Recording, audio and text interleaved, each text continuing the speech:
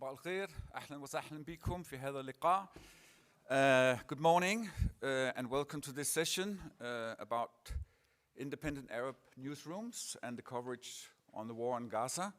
My name is Michael Irving Jensen. I come from International Media Support, which is a Copenhagen-based media development organization. I would like to thank, first of all, the organizers for accepting this panel, and of course also the panelists for accepting after they have accepted.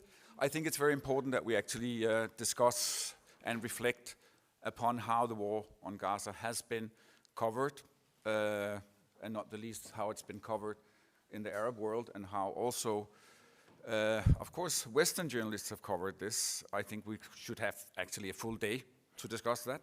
We only have 50 minutes, so I'll try to be brief in my introduction. I can inform you the IMS has also organized another panel tomorrow morning, which is Voices from Gaza, where we will try also to have the perspective from the Palestinian side, whereas this is more from the actors that are around Palestine. So just very briefly, I just wanted to say, IMS works on media development globally, and I am the regional director of our work in the MENA region. We have worked in Palestine for the past 6 years. We continue to do so. We heard yesterday in a different panel that a lot of international actors withdrew, a lot of international donors also defunded. We also experienced defunding of 90% of our funds on the 10th of October. It did not mean that we stopped our engagement. We continued as previously, thanks to other, more flexible back donors like Open Society and the Norwegian Ministry of Foreign Affairs that allowed us actually to continue our important work, which have of course only been more and more important in lieu of the atrocities and the war crimes that are taking place on a daily basis inside the Gaza Strip and also on the West Bank. I think it was instantly clear to all of us that what happened post 7 October is a completely new chapter in the history of the Middle East, and I would even argue in the history of the world. It's a crossroad, and politicians definitely in the Western world lost every moral authority that we have probably believed in, even we haven't seen maybe too much adherence to all the nice principles, but what we see right now is so bluntly out of any moral compass. And I think also being a privileged white male Western guy, having tried to follow the events from the northern perspective, I gave up like most people on Western media, they also completely, and that's of course a very broad generalization. You have a few very niche independent Western media that are trying to do a good work, but overall mainstream media completely lost all professional integrity, all moral authority, that it's just a disgrace. And I think it's no coincidence when people take to the streets in most Western capitals, they have two kind of adversaries, politicians and the media, for very good reasons. But on the other end of the spectrum, we fortunately have seen post-Arab Spring the emergence of a new independent media ecology in the Middle East. And today we have representatives of that media ecology who have covered the atrocities, the war crimes in a completely different manner. So I'm very happy to introduce the panel consisting of Alia Ibrahim from Darash in Lebanon, Sean from Megaphone in Lebanon as well, and Lina Atalla from Madamas in Egypt. So we are here today to hear and learn from their experience, and I'm sure and I hope there are quite a few Western journalists here who have ears to listen with, to get a grasp of how journalism can also be conducted. So first of all, I will pose a few questions, very kind of broad questions that I would like the panelists to answer, and then we'll also ensure that there will be at least 15 minutes for questions from the audience. I think it's important that you prepare yourself because we would like to hear from you as well. But first of all, when 7 October happened and the atrocities started more or less instantly, And I think you also had a grasp that this is not happening in 2 weeks. You know, this is something that is really a game changer. So what kind of internal processes and reflections did you have inside of your newsrooms? And how did you choose your editorial line from the very beginning? And maybe also if you could give us examples where you really think, or where you can enlighten us of where your outlets provided unique contributions to and different perspectives on the war. So maybe Alia first. Hi. Thank you all for being here, and thanks, Michael, for this introduction and your question. I think, like everybody else, October 7 for us was a huge shock. As experienced journalists, we knew that a lot was going to happen. There was, of course, very quickly we knew that we had to set a strategy for, like you said, it was not going to be something that was going to end quickly, whether weeks or months, we had to be prepared. Our strategy that we put in writing, communicated with our team, had internal conversations about, relied basically on two main pillars. On one side, full support of the Palestinian cause, the justice of the Palestinian cause, mostly explaining that October 7 did not come out of the blues, putting into context what led to that, explaining that context, explaining that we were still actually seeing what has happened on October 7, and as we were following up, we were saying that none of that has started on that day. So it was, we were communicating that, explaining, contextualizing, supporting, of course, full supporting the Palestinian cause, the morality, the moral superiority of the Palestinian cause. That was one pillar. The second pillar was to also say that whatever, even if we're critical of war crimes that have happened on October 7, again, this was not happening in a vacuum. The Israelis have been committing war crimes for decades. So, and we took, we really, like, from the beginning, you know, our backgrounds as journalists, also we work a lot on investigative journalism, on an analysis and contextualization. This was very important for us. So we took very clear position vis-a-vis that. In terms of how, of course, suddenly, one day before we had published an investigation we've been working on for months about spyware actually being sold, Israeli spyware being sold by European governments to dictators in our region. So that was not too far from the context we were operating in. But we had to adapt quickly to Gaza becoming our only story to a large extent. We tried to fill the gaps. We don't do news, still don't do news. We tried to fill the gap because obviously no journalist could enter Gaza. Not only non-Arabs, no good journalist could enter Gaza. So we tried to fill this gap by, as much as possible, using our networks within Palestine. But also we realized that many of our colleagues around the region had access to journalists within Gaza. So we tried as much as possible to make as many voices heard from within Gaza. Storifying, we just get raw material, raw footage, and turn that into stories. We did investigations, obviously, what was happening on the border, what was happening, black markets within also. I think what was important was also, and this is something eventually we realized was getting a lot of attention, our senior writers, analysis, like those who do writing, analysis, etc., from a Palestinian perspective, we gave them more space, and they were getting translated also, which showed that there is not only an Arab interest in what's happening, but also a need for this kind of analysis elsewhere.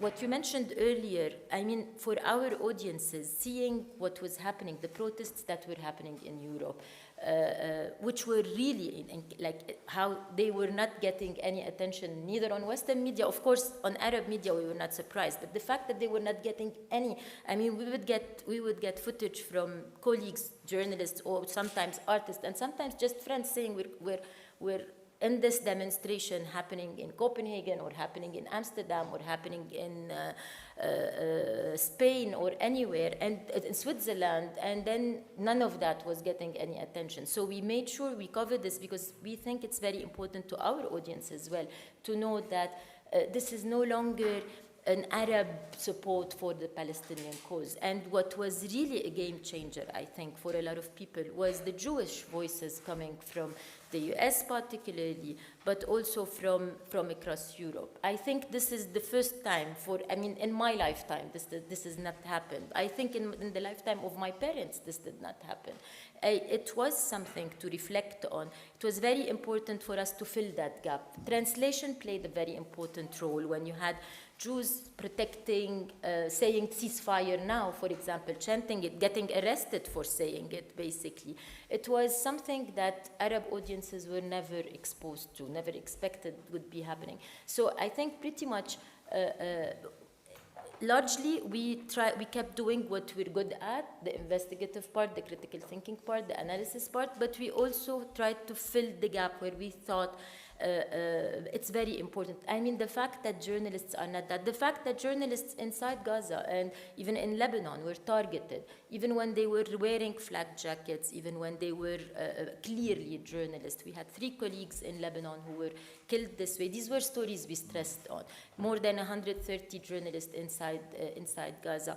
When not only, this part where even journalists are becoming targets themselves.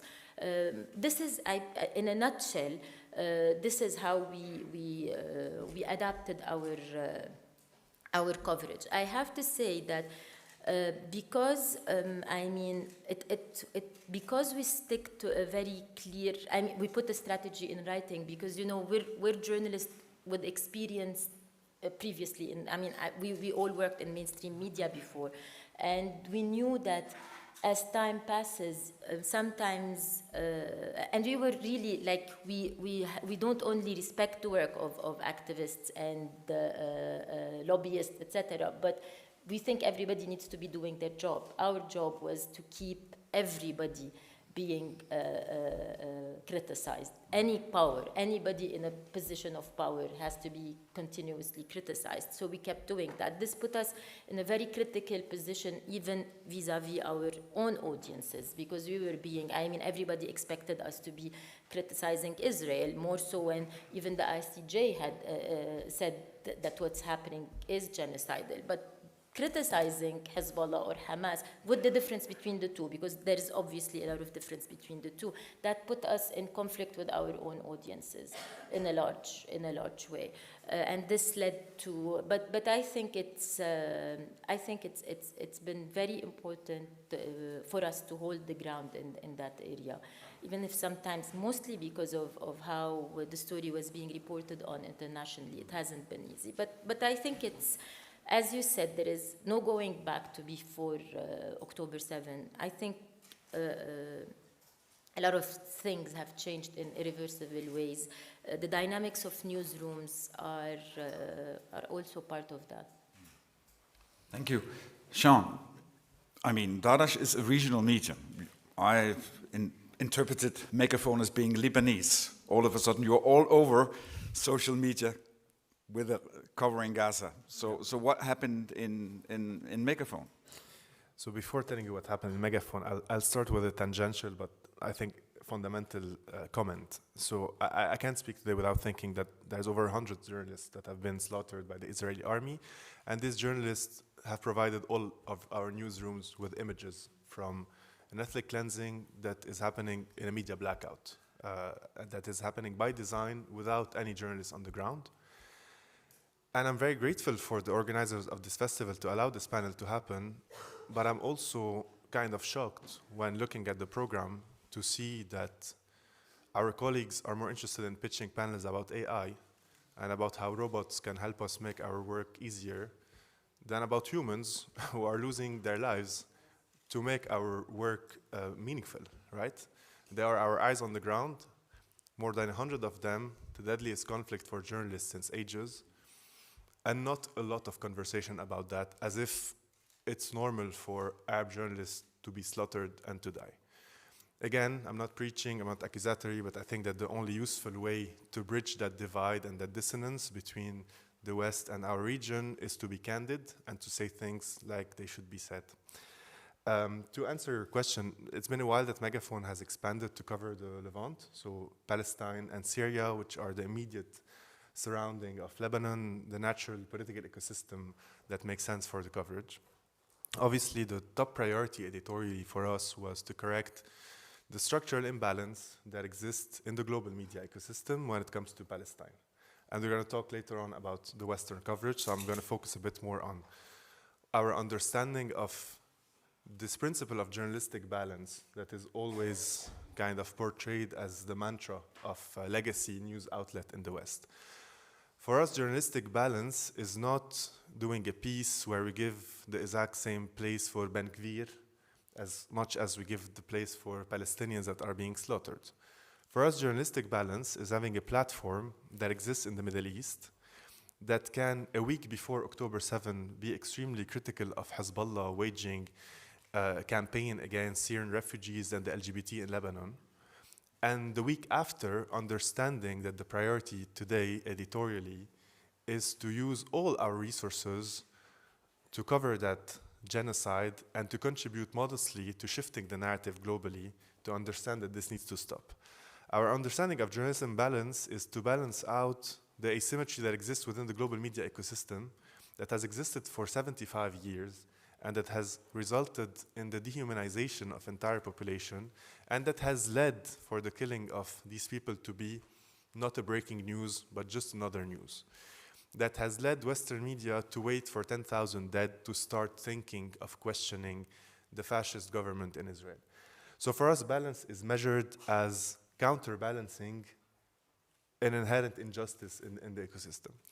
When it comes to what Alia was talking about, we are also obviously facing different interlocutors. So we have an interlocutor, which is the global media community, the global international community, people who follow the news on social media, and we have a duty to provide news that come from the region that are translated to English and that you will not see on the New York Times. But we also have an Arab-Arab conversation, right?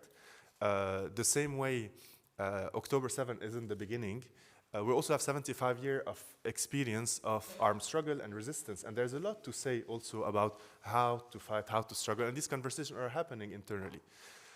We made the editorial choice to postpone this conversation because for us, we needed to focus our resources on denouncing and covering the genocide.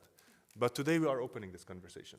And today on Megaphone, you will have the plurality of voices that are discussing the ways forward, the ways out, that are trying to also reestablish a starting point for political imagination to imagine, okay, obviously armed resistance is a right. It's also an international right.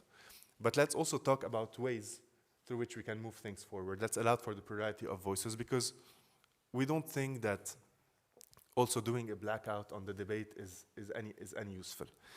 The final thing I'd like to say is more on the journalistic practice of the coverage. So we're a very, very small newsroom, underfunded. I mean, we're 20 people, maybe 7 journalists. And for us, it was a big challenge to be able to compete journalistically in terms of editorial offering. But I think that Megaphone managed quite well to provide an offering that was complementary to what was being done on social media. On the one hand, in the midst of all the noise and the imagery and the fake news, there was a creation effort to tell the story more or less simply, focusing on key moment and imagery and pausing on them. So for the person having an avalanche of images on the news feed, you could go back to Megaphone and understand precisely what is it that you should focus on today, what is by far the most important turning point. And second thing, because our team is multidisciplinary, it's not just journalists, but it's also people who've studied filmmaking and documentary making and design. We also have borrowed storytelling techniques that are outside the world of journalism. So for example, there are a lot of videos that are not journalistic per se, that are just focusing on the eyes of victims in those pixelated, blurry videos. And this is a journalistic statement because basically what you're trying to say is that the story is not the geopolitics, is not the civilizational war that the Western media is portraying, is the human cost. This is not the collateral, this is the story.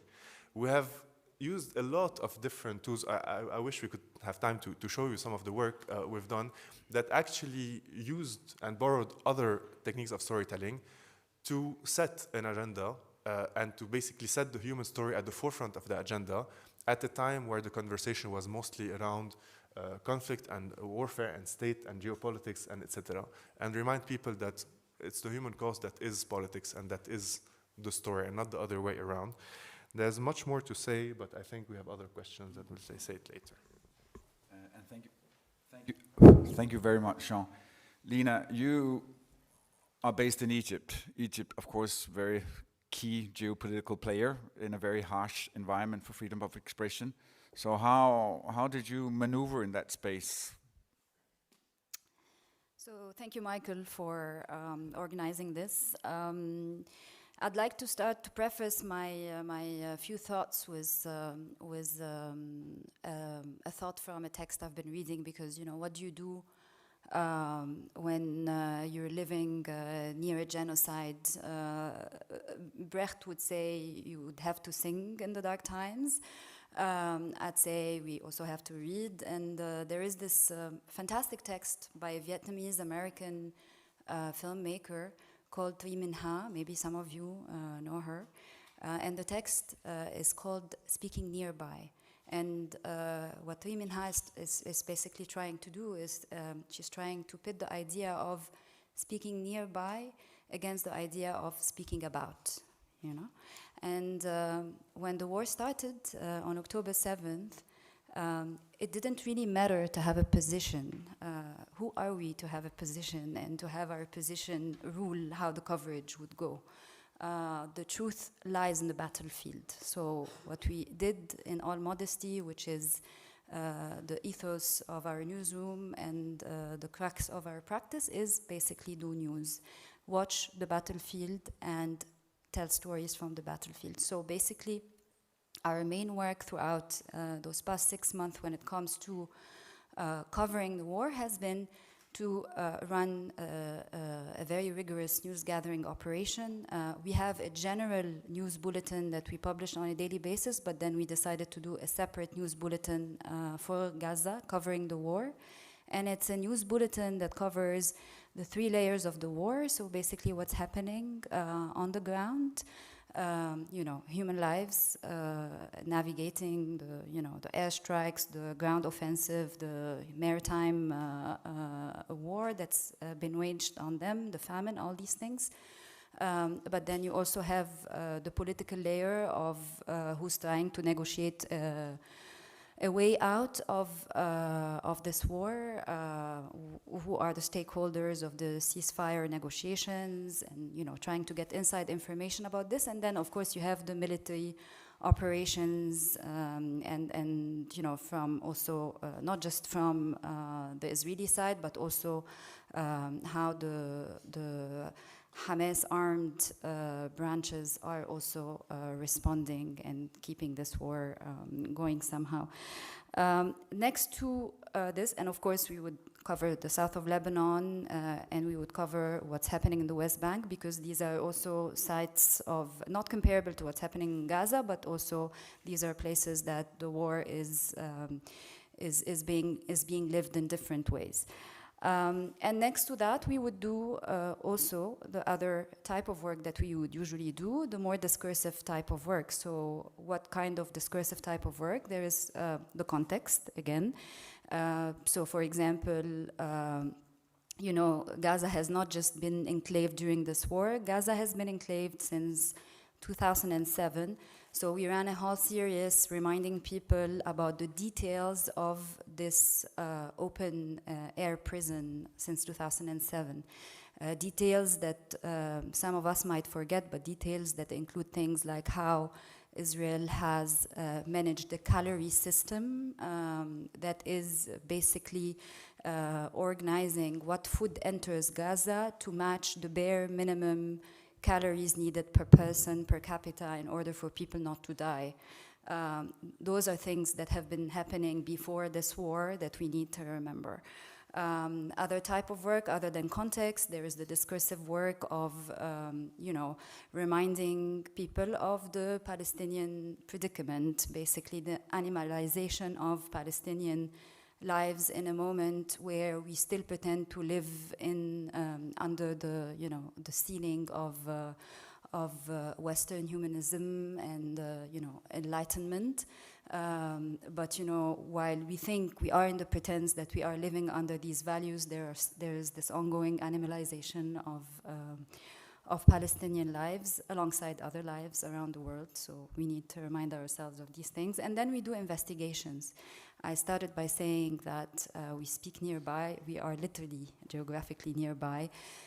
We are the only possible exit point for Palestinians from Gaza, besides Israel. And while the borders have been closed, not only throughout this war, but specifically during this war, close to the entry of Palestinians to Egypt who need to flee this carnage, Egypt has been involved, or some particular players in Egypt who are for sure operating in some sort of legality in the Egyptian context, have been engaging in a war profiteering scheme whereby only if you are a Palestinian and able to pay a minimum of $5,000, you will be allowed entry. So, throughout the last few weeks in Egypt, we've been collecting information about the scheme, but also seeing families of Gazan people who are coming from abroad with tons of money, because, $5,000 is for one person. Palestinian family in Gaza would have a minimum of 6 people, so 5 times 6.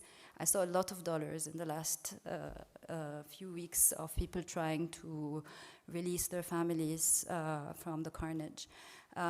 This particular investigation came at a cost, but that's the usual of our work. I won't go into that. But the last thing I'll say, so that I don't take too much time, is that with time also, speaking of a position, we learned that, okay, this war is not just an event that we're covering, it's quickly becoming a lens through which we see the whole world. So basically, when we went to The Hague to try to cover the ICJ hearings, both the South African application against Israel, but also the Nicaraguan one against Germany for complicity in the genocide, the idea was to also see if the world will take seriously those very instruments that the structures of power have created to create a certain world order under which, again, we pretend to be living and protected by right now, and to see if these instruments are still useful in any form or way. Like, those who have been defeated in the past are trying to resort to these very tools, not just to reclaim a certain right, but to put into question these very instruments and to face the world with that question. Do you still want international law? Do you still care about international law, or is it just war? That's all what's left for us. Thank you. Thank you all for these valuable inputs and very strong reflections. Unfortunately, this panel is 50 minutes, right? And I think, as I said initially, we should spend a full day on that. But nonetheless, so maybe, sorry, but with a little bit of brevity in order for the audience also to have the possibility to pose questions. But just, Jean, you alluded to it with some of the issues with the Western media and the approach. But please, what do you think are the primary problems of the overall mainstream coverage? And what do you think Western mainstream can actually learn from your practices and your approach to covering a genocide as we see it? There's enough that has been said on. Is this working? Yeah. Enough that has been said on how the double standards were applied when it comes to covering the genocidal war in Gaza. I'm more interested in talking about pre-October 7 in Western media. It's been at least 3-4 years that we have fascists in power in Israel. It's not people who are for the two-state solution. you have a bunch of people who are explicitly having genocidal statements, right? And in the 18th of September 2023, Save the Children, which is not an Arab pro-Palestinian organization, it's an NGO, international NGO, was saying that 2023 marks the deadliest year on record for Palestinian children in the West Bank. There's no Hamas in the West Bank.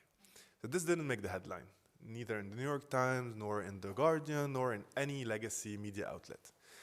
I'm talking about this to say that this narrative, the unprovoked narrative, has been engineered by Western media, as if history started on October 7.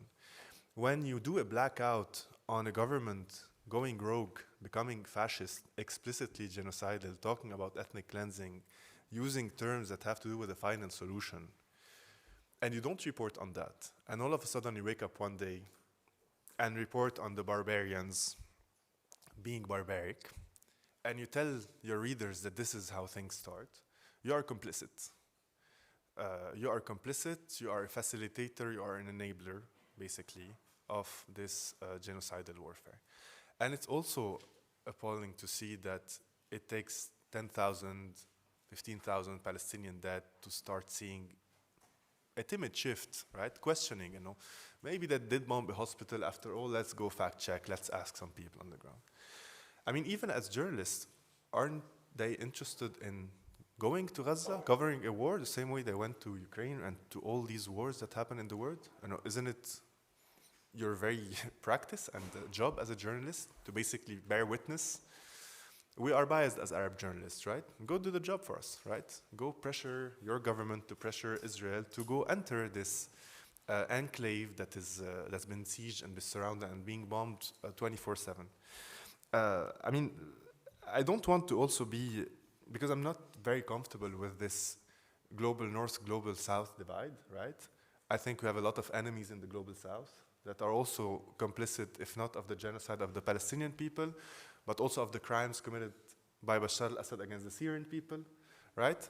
So we have a lot of those false allies in the global south. And we also have a lot of allies in the north.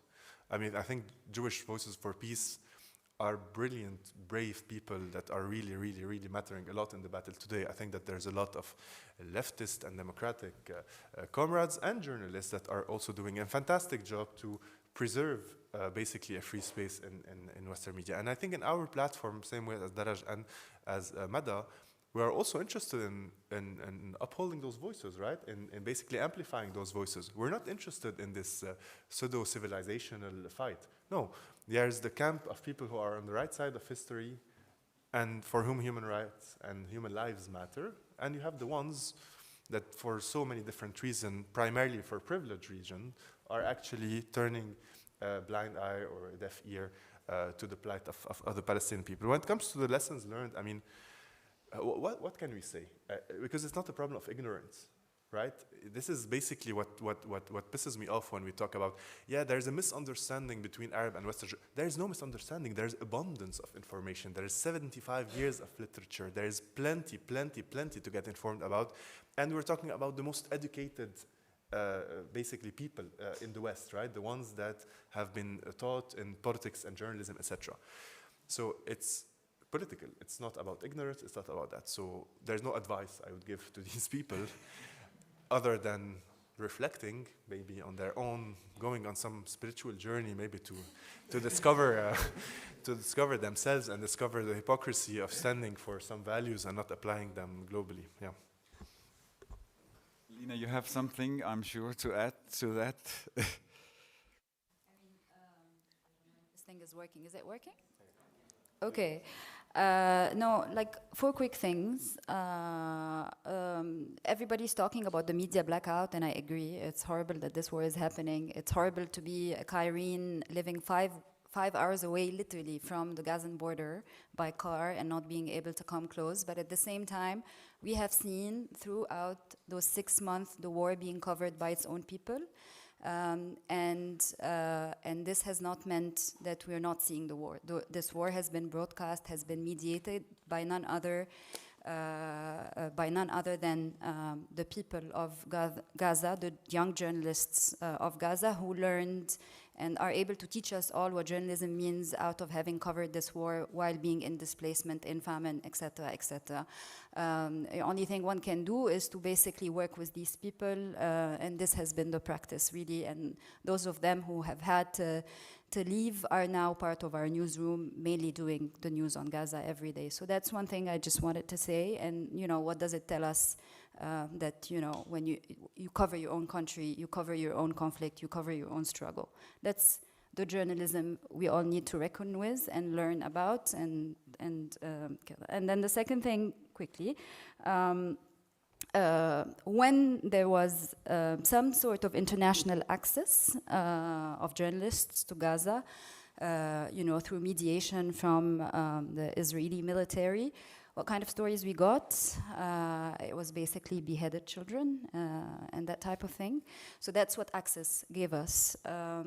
So what does this tell us about international journalism? And then the last thing I want to say is it is also a very interesting moment where the further away journalism, the investigative work that has been done throughout this war about decision-making processes, political processes, etc., has been mostly done by independent newsrooms. So it's ProPublica actually who's writing about how the American administration is negotiating this war with the Israeli government. It's the German Correctiv that wrote about the secret AfD meeting that wanted to basically kick out all migrants from Germany. So what does this tell us about independent journalism? Elia. I fully agree with everything that was said, so I will not repeat that. Just a couple quick notes. I mean, from an editorial line point of view, there might be some shift, as Jean said, after 15,000 people were killed. But still, if you look at the terminologies used, 100 Palestinians died. These are editorial, like they didn't die in car accidents, they were killed. If you look at voices within international mainstream media that tried to go against the general picture, they were either sacked or they had to apologize or they were put into investigations. The failure of the Western media to document and to report on the violations committed by the Israeli army, when the Israeli army is actually documenting its own crimes and not reporting on that and never showing the Israeli army under a bad spotlight. This is not because the information is not there. The information is there. It's going viral on social media. It never gets any attention on mainstream media. This takes me to, you know, as somebody who's worked for a long time for mainstream media, the reason we created Daraj in 2016, and we launched after that, was because we faced this struggle within the media organizations we were working in after. I never thought it was incredibly good journalism in mainstream media anyway, but at the beginning, you used to feel that you're doing more good than bad. But by 2016, after the Arab Spring had become what it became, the media was part of the problem. As a journalist working for that media, I was feeling, all of us at Daraj, we were feeling we were literally part of the problem, not only not helping, also becoming increasingly part of propaganda machines. With the war in Yemen particularly, it became impossible to just be part of that media machine. Today, when I look, even from a personal perspective, there are days during the first few weeks after the war started we work on investigations that take months and months of working, saying to ourselves, we are really working for justice and accountability. And then you reach the Gaza war, and then justice and accountability. Justice does not matter if it's for Palestinians. Accountability doesn't matter when it's for Israelis. And it makes you wonder, why are we doing that? Why do we wake up every morning and work on stuff that is really, we love what we do and take good pride in it, but we do it for a reason. And when all these reasons are failing at home, what do we count on? As Lina was mentioning, we're counting, even today when we work on these investigations, we know the judiciary in our countries is never going to move. We count on European judiciary and Western judiciary. But when all those values are failing at home, what do we count on?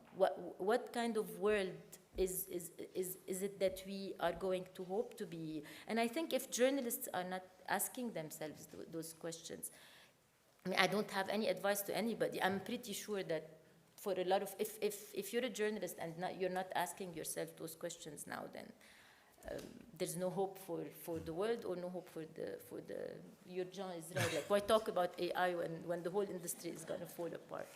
No, but maybe one thing that just before opening the floor that came to my mind the other day, I mean, your experience, all of you came from mainstream and more established media, created independent media.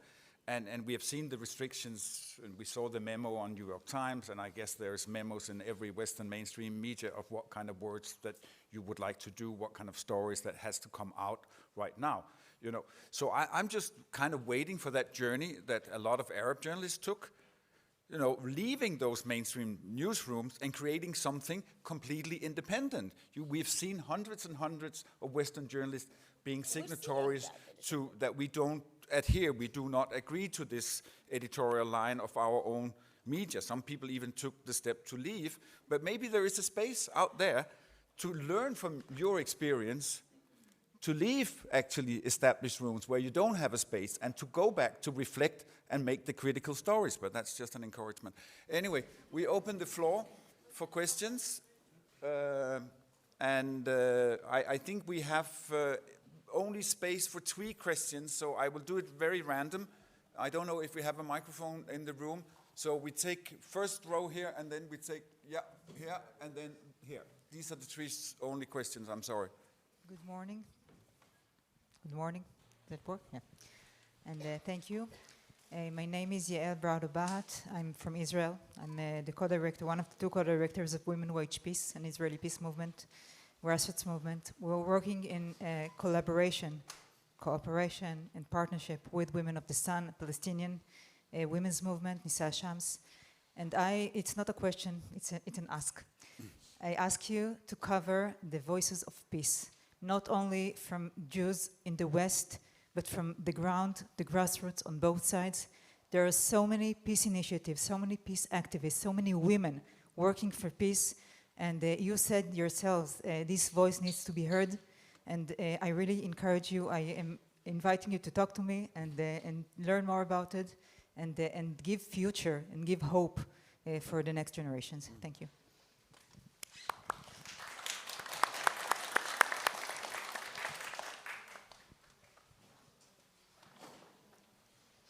So my question is mainly for Ms. Ibrahim. During your intervention, I heard you mention the term moral superiority. I don't know if you're informed about this, but in the latest weeks in Italy, the moral superiority has been like one of the trending expressions in relation to the presumed moral superiority of the left wing, which was like a concept dating back to Berlinguer and the Italian Communist Party, which is now presumably falling apart following some investigations on corruption in the Democratic Party. But like, this is moral superiority is a term that I don't really love, is a concept that I don't really love. So I ask you the question, what does, in your opinion, the moral superiority of the Palestinian people consist of? It's really a very simple answer. The Palestinians are the owners of a land under occupation for 75 years. They have tried everything throughout those 75 years. A peace did not work. Nothing worked, and it's a land under occupation. This is the moral superiority. I mean, it does not get simpler than that.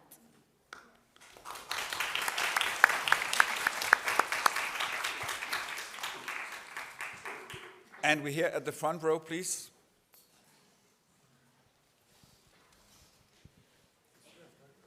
Yeah, now I know.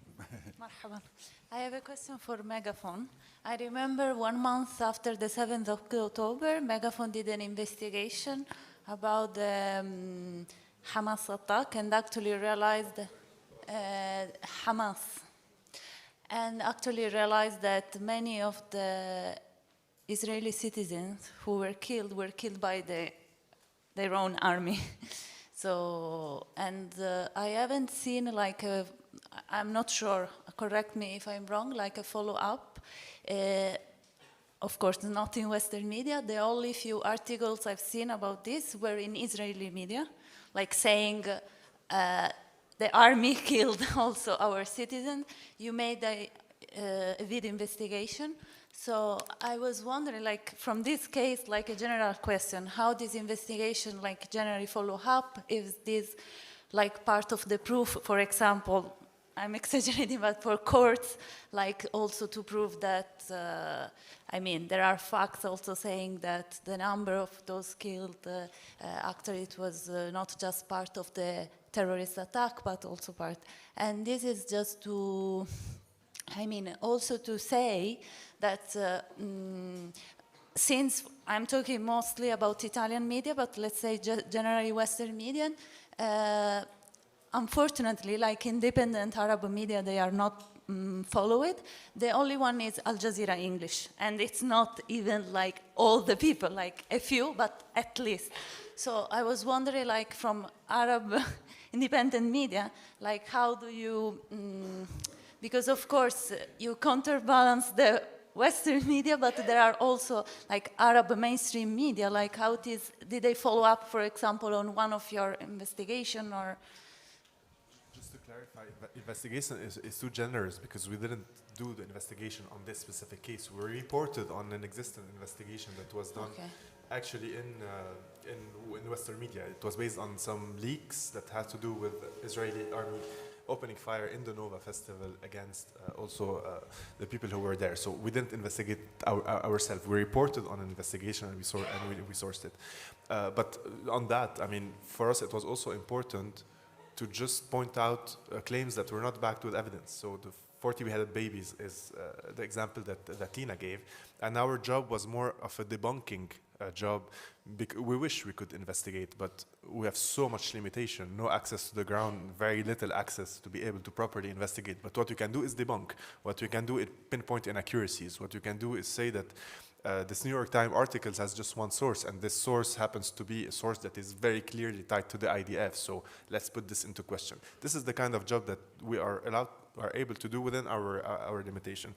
And if I understood your question correctly about Al Jazeera, I mean, how also critical we are of media from our region that is funded by governments. I mean, this is why we were born, right? This is why we exist. We exist because the media landscape in our region is completely monopolized by political money, by Iran money, Saudi Arabia money, etc. So this is why we exist. But on that, I'm very happy that you asked this question because it's extremely important for both Western government and Western journalism to understand that when they do such poor journalism in covering the war, like the war in Gaza, they're just fueling basically the narrative of the worst journalism, like Russia Today, or like even Al Jazeera, which I'm not a fan of, right? So this is the tragedy. They don't understand that basically they're pushing audiences literally in the hands of government-funded media because of their incompetence or because of their complicity with the genocide. And this is something that a lot of people are not reckoning with. So, as it was brief answers and relatively brief questions, there is room for one more question. So, yes, please, you are fast. Thank you so much for sharing your stories and also your best practices with us, and also for your courage to keep on covering the war in Gaza. I had a question about your own safety, working also in the region. Can you tell us more about how you deal with that for yourself and your colleagues as well? I think it's for Lina. Yeah, it's difficult, but you know, it's a common business for us to, you know, go through prosecution processes. You know, in the past we've had raids, arrests, and all these different things. But honestly speaking, I'm much more interested in the fact that we are still here and able to operate. And I feel like the thinking should be about that. The fact that we are here, alive, able to operate, means that we need to keep going. You know, I can brag forever about, you know, how our safety is at stake. But if I start thinking about it myself, we'll start thinking twice about what we're doing. So I'd much rather just be thankful for the fact that we're here, we're okay, a bit unsafe, but nothing to compare with, people who are losing their homes and lives and so on. And just keep going,